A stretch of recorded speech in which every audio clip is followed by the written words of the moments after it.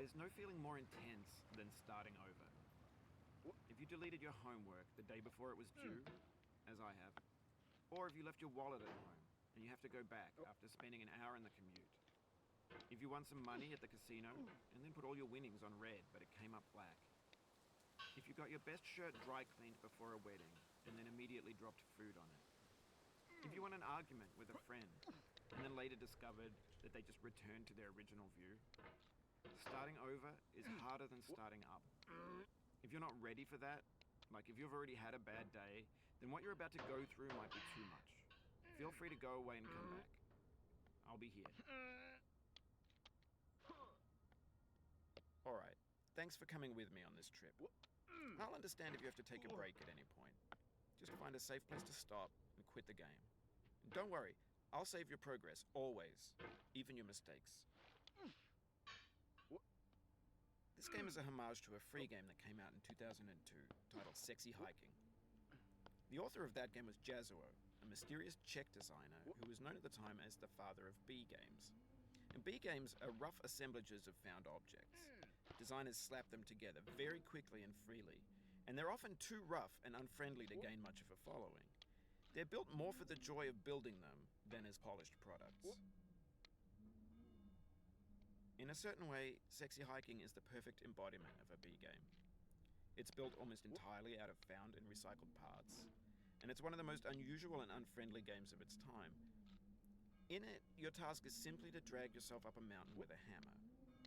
And that act of climbing, in the digital world or in real life, has certain essential properties that give the game its flavor.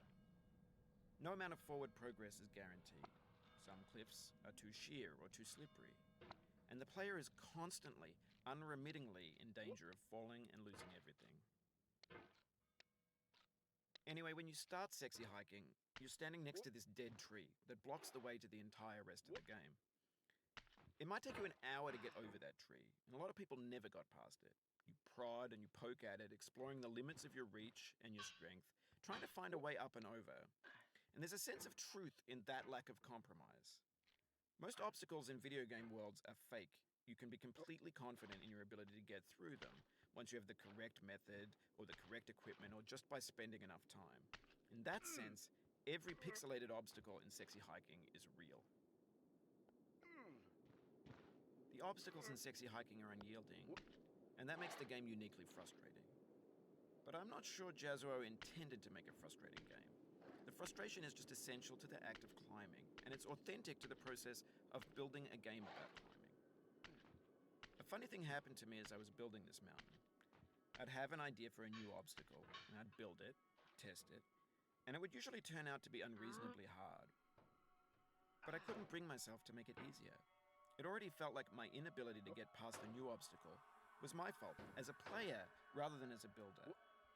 Imaginary mountains build themselves from our efforts to climb them, and it's our repeated attempts to reach the summit that turns those mountains into something real. When you're building a video game world, you're building with ideas, and that can be like working with quickset cement. You mold your ideas into a certain shape that can be played with, and in the process of playing with them, they begin to harden